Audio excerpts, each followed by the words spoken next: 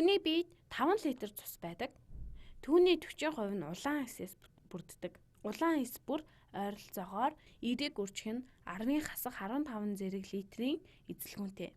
Тэгэхээр хүний биед хичнээн улаан эс байдаг вэ? Хариугаа шинжлэх ухааны бичиглэлээр илэрхийл.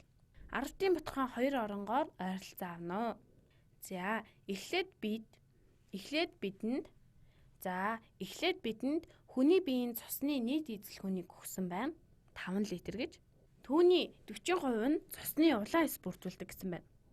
5 литрийг 40%-аар үржүүлвэл энэ илэрхийлэл маань цусны улаан эсийн нийт эзэлгүүнийг илтгэж байгаа юм. Цусны нийт эзэлгүүний 40% нь улаан эс. Тэгэхээр энэ нь улаан цусны эсийн нийт эзэлгүүн байх нэ.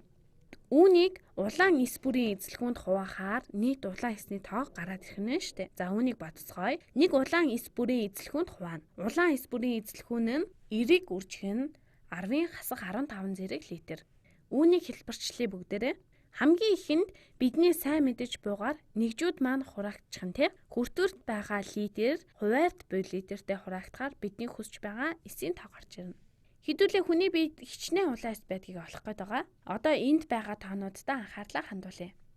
5-ыг үржүүлэх нь 40%. 40% гэхээр 40% гэдэг чинь 0.4 гэсэн үг тийм үү?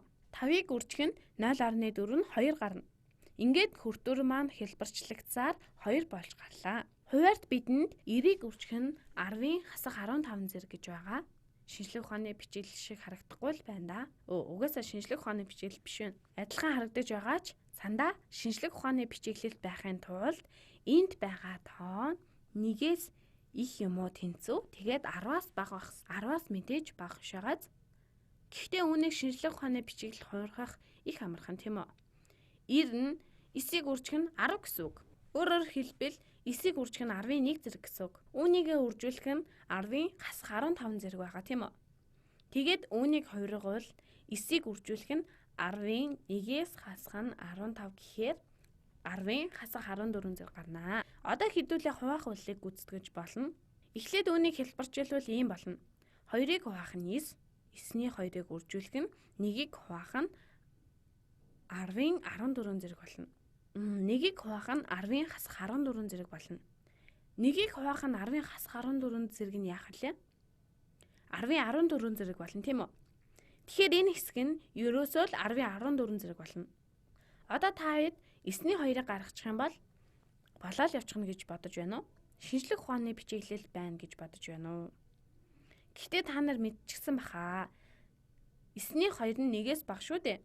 Иймээс үүнийг 1-ээс их буюу тэнцүү болохын тулд хэдүүлээ яах вэ? Бид үүнийг 10-аар үржүүлээд бас 10 хувааж болох нь. Ингэснээр энэхүү илэрхийллийн утга өөрчлөгдөхгүй тийм үү? За тэгэхээр хэдүүлээ үүнийг 10-аар үржүүлээд харин энэ талыг 10 хуваана. 10-аар үржүүлээд 10 хуваахад утга үл өөрчлөгдөнө. Ийхүү энэ нь 20-ыг хуваах нь 9 болж хувирнаа. 10-ийн 14 зэргийг 10 хуваахаар 10-ийн 13 зэрэг гарна. Ингээд 20-ыг 9 хуваахаар 1-ээс их буюу тэнцүү мөн 10-аас бага тоо гарах нь ойлгомжтой.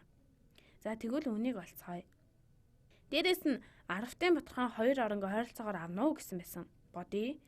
20-ыг хуваах нь 9, 9 2-т багтахгүй. Гэхдээ 20 таарна. 2 удаа орно. 2-ыг үржих нь 9 нь 18, хасгаар 20-оос хасах нь 18 нь 2 гарна. 10-ын бутхан таслал энд гарч ирнэ. Үлдэгдэл 2 байна. Тэг тавиад 9 нь 20-д 2 удаа орно. 2-ыг үржих нь 9 нь 18, ахиад 2 гарлаа.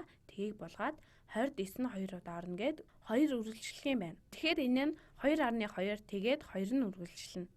Бодлогоонд 10-ын бутхан 2 оронг ойролцоогоор ав гэсэн болохоор энэ нь 222-ыг үржих нь 10-ийн 13 зэрэг болж байна.